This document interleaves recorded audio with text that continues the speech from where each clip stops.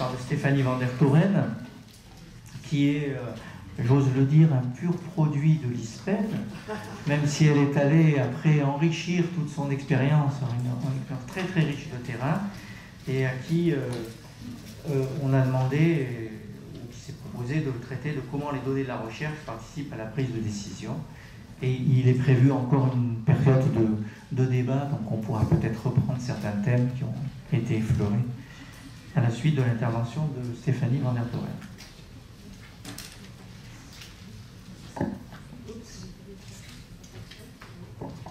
Vous m'entendez bien? Voilà. Merci Rachid pour cette introduction. Donc, voilà, je suis ravie de revenir à Bordeaux après toutes ces années. Je ne sais pas si je dirais que je suis vieille, mais quand même, je m'en approche.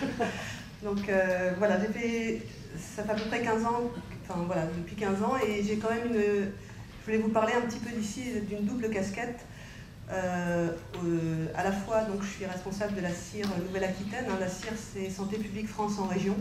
Santé publique France, c'est le nouvel acronyme, enfin le nouveau nom pour l'ancien INVS qui a fusionné avec l'INPES et les PRUS, donc la réserve sanitaire, pour permettre un peu une continuité des actions des déterminants jusqu'à l'identification des déterminants de santé en passant par l'éducation et la promotion de la santé jusqu'aux actions. Et la deuxième casquette qui est que j'ai une équipe de recherche en épidémiologie sociale. Donc je vais essayer de vous présenter un petit peu comment les données de la recherche participent à la prise de décision en santé en me servant un peu de cette double casquette et puis d'une expérience que j'ai acquise lorsque j'ai pris un peu de disponibilité pour aller à l'Observatoire du système social de Paris. Donc d'abord, quand on parle de prise de décision, il faut savoir un peu de quoi parle-t-on. Donc la décision, c'est l'acte par lequel une autorité prend parti après examen. Donc ça repose sur une délibération qui fonde la responsabilité et un choix qui est l'instant de décision. Donc on a différents types de décisions. La décision médicale, auxquelles certains d'entre vous donc, sont habitués. La décision en politique de santé, on a tout un tas d'interventions des autorités sanitaires.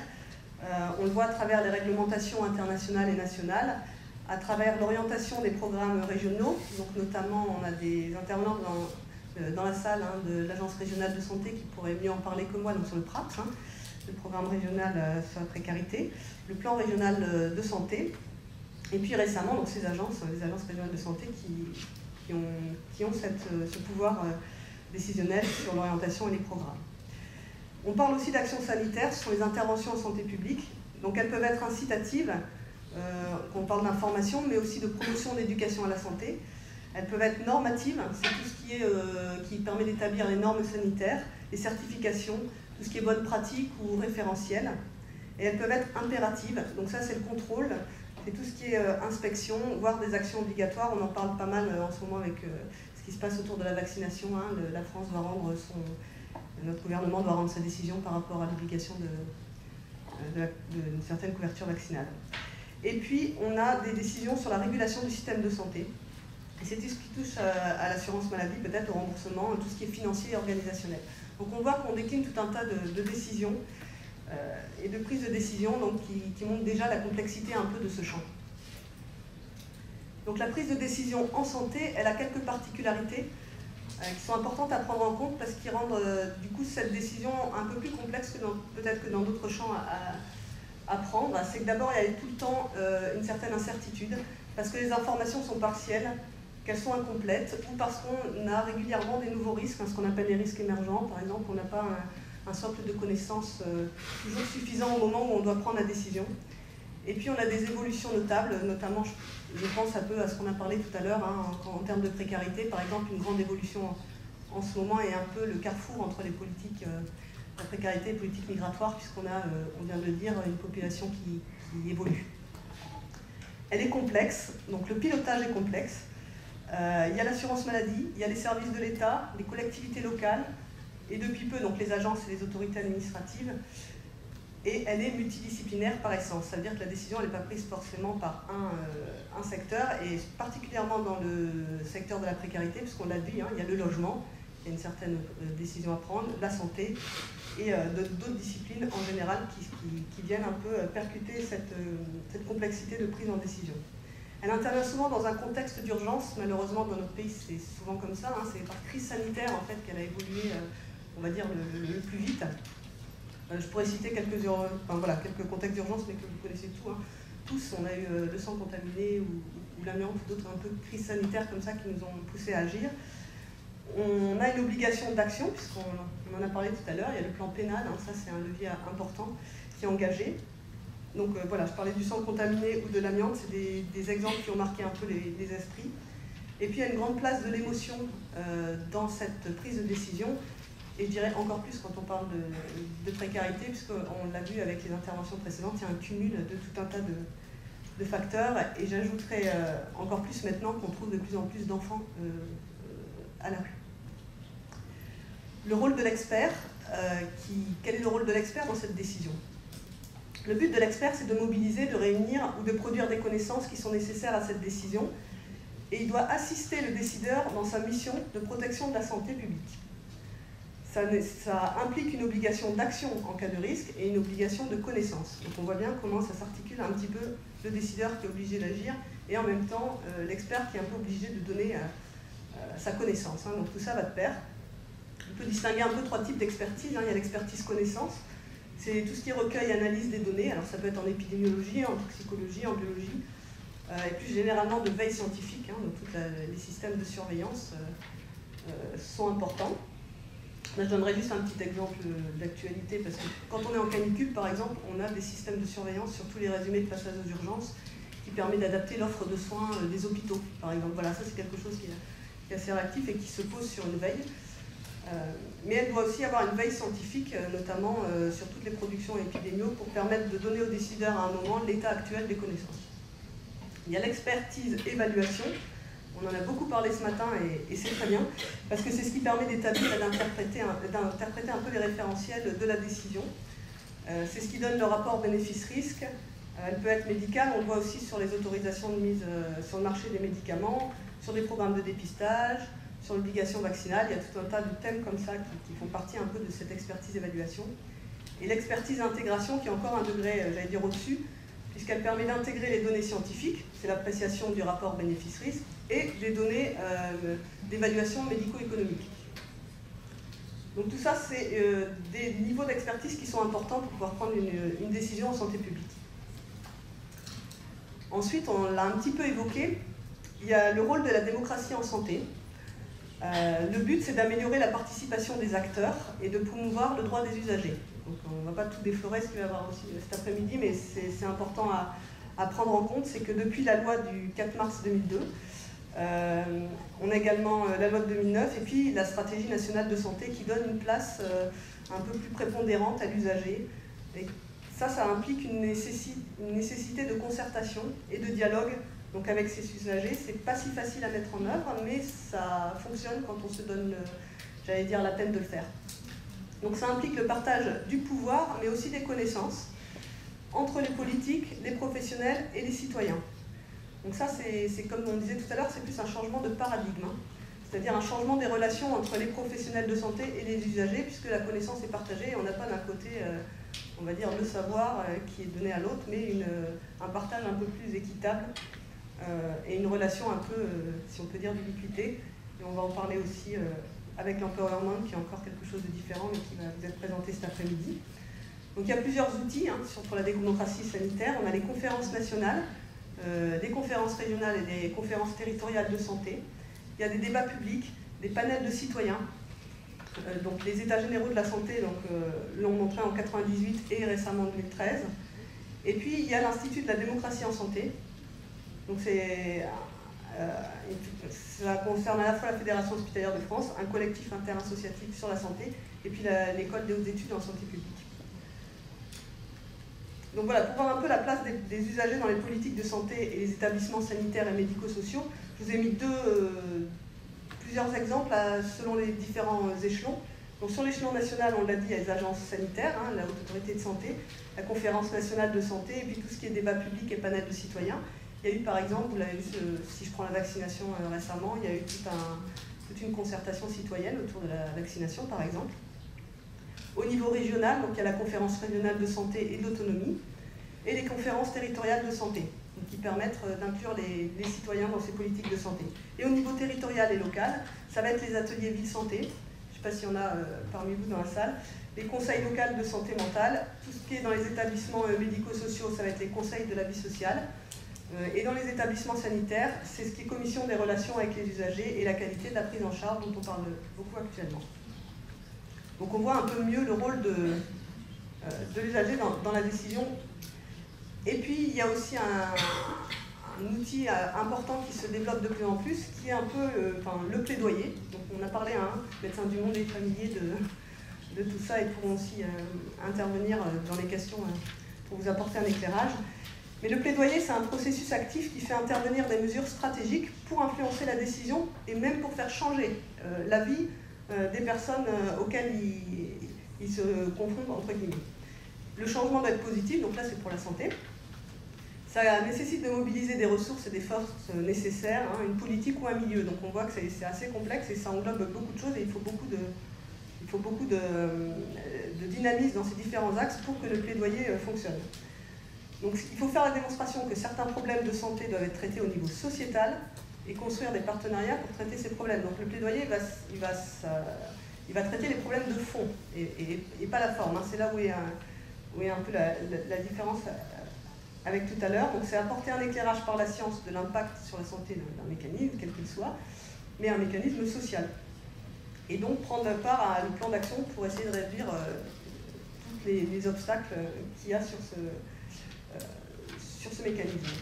Ça veut dire savoir élaborer une stratégie, donc c'est important d'avoir toute une dimension stratégique pour traiter la question, et puis connaître les causes. Donc quand on dit social, c'est-à-dire souvent lié au travail, aux conditions de vie ou d'accès aux soins ou de recours aux soins. Ensuite, il va falloir tirer les conclusions de l'analyse de la politique qui est actuellement menée, si on veut la changer, et porter les résultats sur la place publique.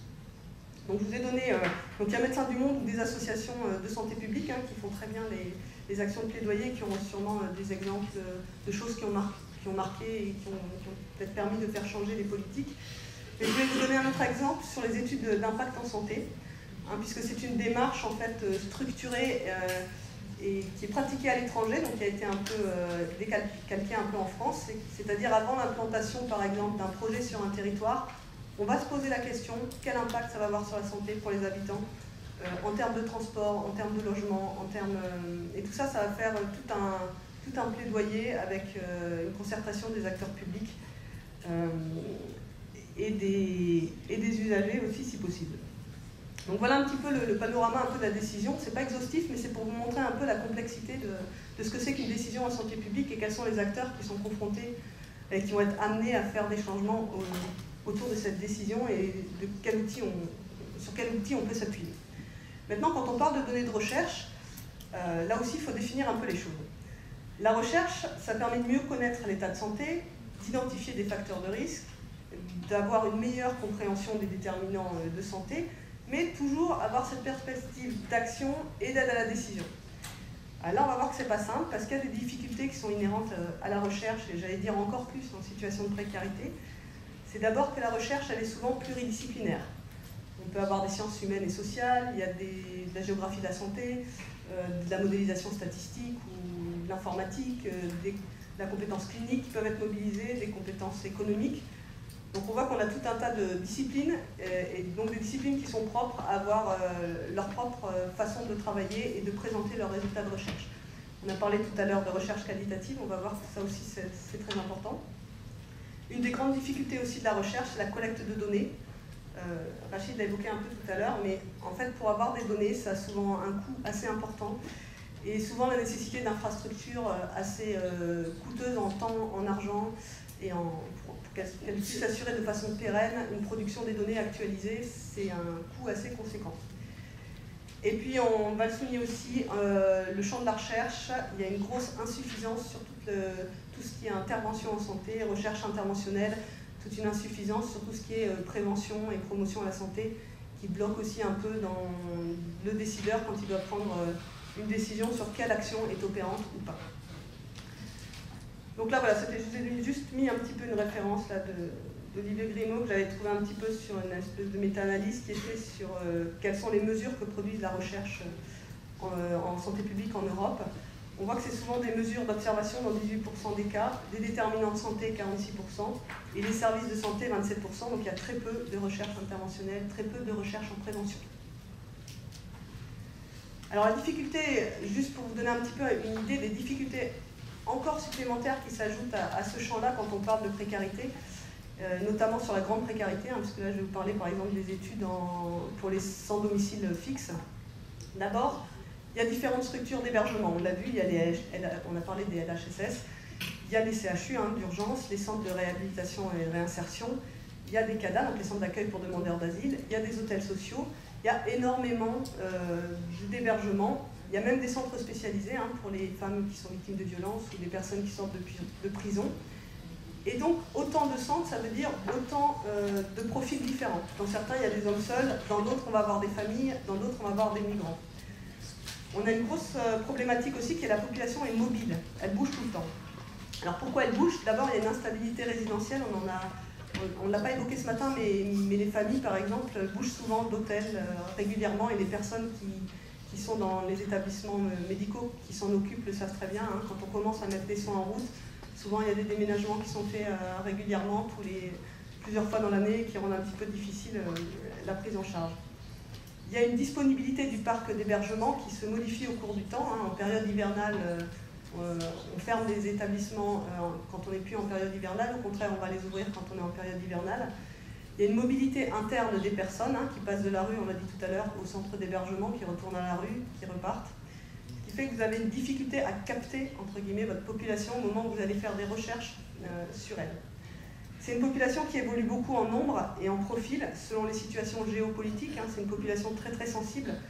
On le voit avec les migrations. Par exemple, quand il y a eu le printemps arabe, on a vu des personnes qui arrivaient donc, de ces pays-là directement en 2011.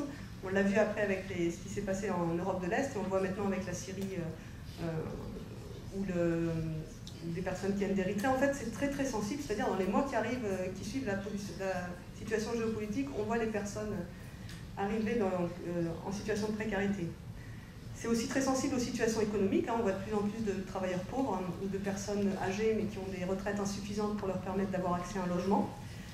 C'est très aussi mobile en fonction des décisions préfectorales, donc quand il y a des évacuations de camps ou des choses comme ça. Donc la population, elle bouge tout le temps. Et ça, c'est compliqué en recherche parce qu'à partir du moment où vous faites le protocole et où vous allez mettre le terrain pour faire l'étude, ben, votre population, elle peut avoir complètement changé de visage. On dit que c'est une population difficile d'accès. Alors c'est vrai, mais sauf que, juste pour mettre un petit bémol, c'est que quand on a l'accès à cette population, elle est très accueillante et très contente qu'on fasse des recherches sur elle. Donc il ne faut pas prendre difficile d'accès de la part des personnes, mais plutôt de la part du méthodologiste, de l'épidémiologiste. Donc d'abord parce qu'il y a de nombreux sites dispersés, on l'a vu, il y a de nombreuses associations hein, qui travaillent auprès de ces personnes-là, ce qui rend la tâche de l'épidémiologiste très difficile, puisque du coup c'est pas un interlocuteur, mais c'est beaucoup. C'est des associations qui sont des fois très protectrices vis-à-vis de leurs personnes, et donc qui donnent un accès un peu compliqué, parce qu'elles ne veulent pas qu'on les dérange, parce que les études c'est pénible, parce que c'est qu'est-ce que vous venez faire, qu'est-ce que vous allez regarder, qu'est-ce que vous allez évaluer.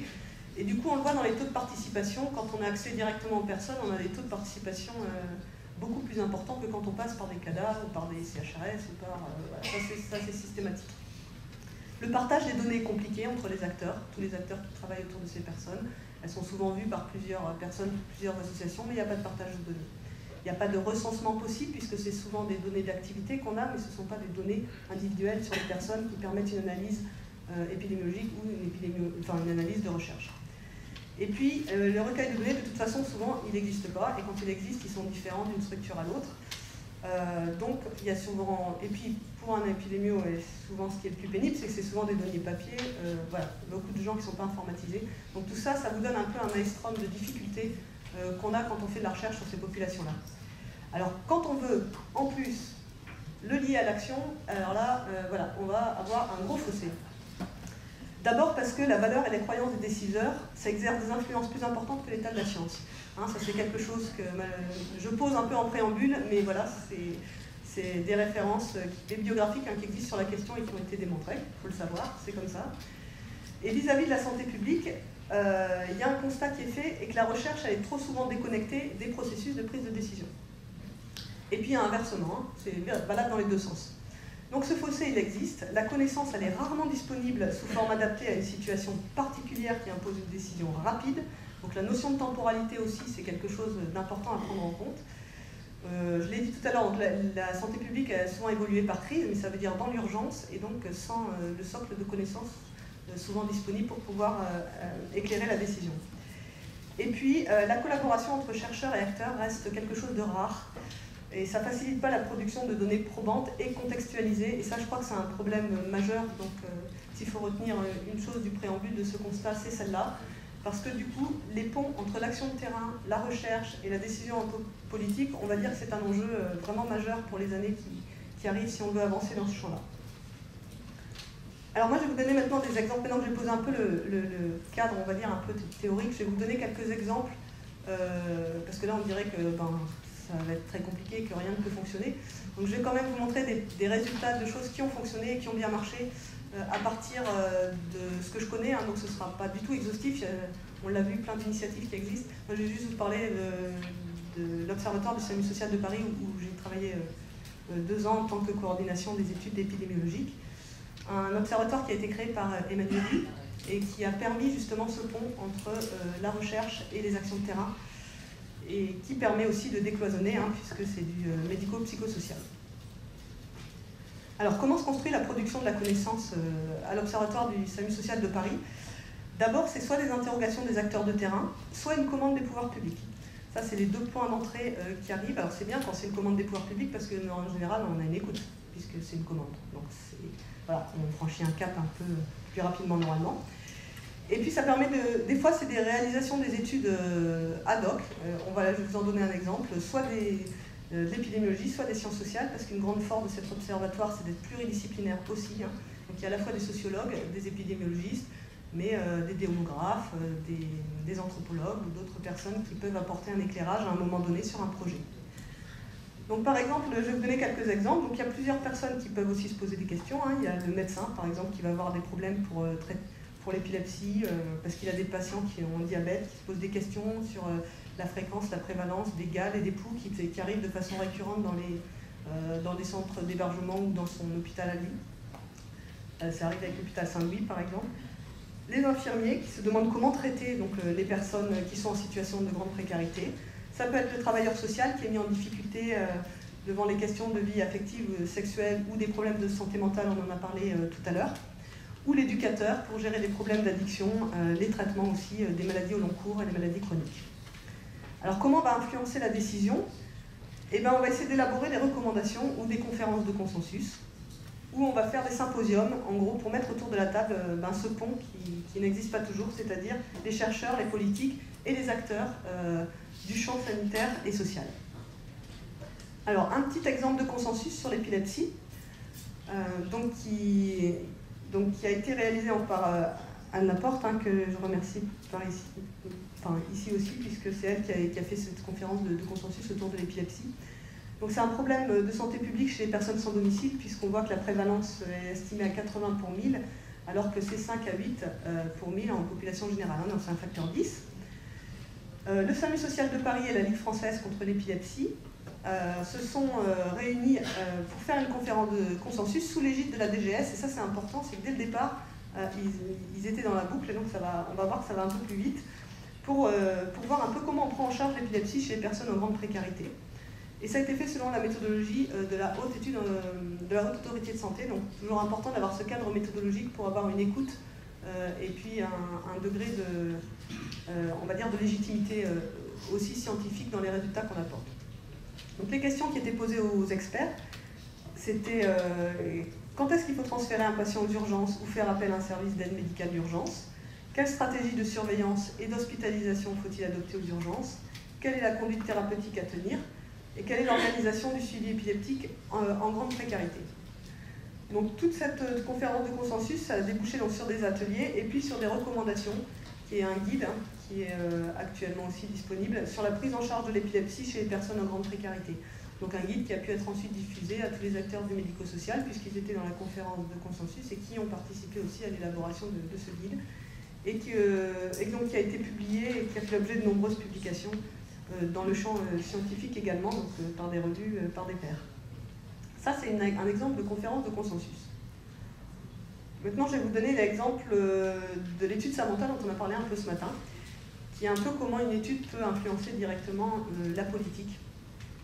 Alors ça, c'est plus facile parce que je disais tout à l'heure, c'est une commande publique, une commande de l'État, donc ça, on a une écoute un peu plus importante dans ces cas-là, puisque c'était une demande de la préfecture de Paris et de la mairie de Paris pour savoir à peu près combien étaient les personnes sans domicile fixe qui souffraient de troubles psychiatriques et d'addiction. Donc cette question-là a débouché sur une enquête épidémiologique qui s'appelle Samantha pour la prévalence des troubles psychologiques et les addictions, mais c'était sur toute la région Île-de-France. Donc cette étude a montré je ne crois pas que j'ai le temps donc on en parlera si vous voulez les résultats. En gros, ça a permis quand même de donner deux choses, c'est que premièrement, toutes les personnes sans domicile ne sont pas psychiatriques dans la rue. Il y avait un tiers des personnes. Effectivement, c'est plus que la population en général, mais c'est pas non plus. Ça dépend de quel côté on regarde les choses. Quand on voit les situations dans lesquelles elles sont, voilà, c'est pas tant, entre guillemets, tant que ça. Et les troubles psychotiques sévères, ça touche pas tout le monde, ça touche une certaine catégorie, plutôt les hommes seuls, isolés, qui sont dans des hébergements d'urgence, alors que que dans les hôtels sociaux ou dans des centres de réinsertion, on va trouver plutôt des femmes qui souffrent plutôt de troubles anxieux ou d'état de stress post-traumatique quand c'est des migrants, mais ce ne sont pas du tout les mêmes pathologies. Donc quand on parle de troubles psychiatriques, il y a plusieurs prévalences et elles diffèrent, en fait, ce que je vous disais un petit peu en intro, selon les structures d'hébergement et selon le profil des personnes. Mais surtout, ça a permis de montrer un petit peu tout un tas de recommandations qui ont été réalisées autour de l'étude pour la prévention de l'exclusion, puisqu'on voit aussi que les personnes décompensent l'état psychiatrique à cause de leurs conditions de logement. Donc ça a permis aussi de permettre les recommandations sur le repérage des lieux qui sont fréquentés pour amener vers des soins durables. Donc ça a permis la coordination des intervenants sociaux avec une collaboration avec le secteur de soins pour accompagner les parcours d'hébergement et de logement, former les intervenants de première ligne à ce que c'est que la psychiatrie et comment elle est prise en charge, et puis lutter contre les violences subies, parce que le poids des violences était quelque chose, sans parler d'un jargon d'épidémiologiste, ce qu'on appelle les autres ratios, disons que les personnes qui avaient subi des violences, elles avaient des autres ratios qui sont très rarement retrouvés en épidémiologie, mais d'un ordre très très très fort, souvent de 10 à 20 fois plus de troubles psychiatriques que les autres. Ça veut dire aussi des recommandations sur la prévention pour la lutte contre les violences, et ce d'autant plus que ça arrive très tôt dans l'enfance. C'est peut-être des choses qu'on ne voit pas suffisamment de campagnes de prévention contre la lutte des violences, et c'est peut-être un point à souligner. Donc ce symposium a regroupé des acteurs de terrain, des politiques, des chercheurs, et a permis un colloque international à Paris sur cette thématique, et avec autour de la table ronde des décideurs qui ont pu prendre directement la mesure de l'étude et des mesures à prendre en compte pour les recommandations futures. Comme retombée politique, on a eu un rapport à l'Assemblée nationale, c'est pas rien, la Commission des affaires sociales sur le projet de loi de finances de 2017, donc c'est encore actuel, il est actuellement dans la loi, et il s'appuie toujours sur cette, entre guillemets, je ne vais pas dire petite étude, mais voilà, c'est quelque chose de local, c'est quelque chose de ponctuel, mais qui a permis de remonter directement au niveau du politique, y compris au Sénat, pour pouvoir faire changer la loi sur l'hébergement d'un parcours vers le logement et l'insertion des personnes vulnérables avec un accent là-dessus. Dernier exemple, qui a pu bouger très vite la politique, c'est l'étude en femmes.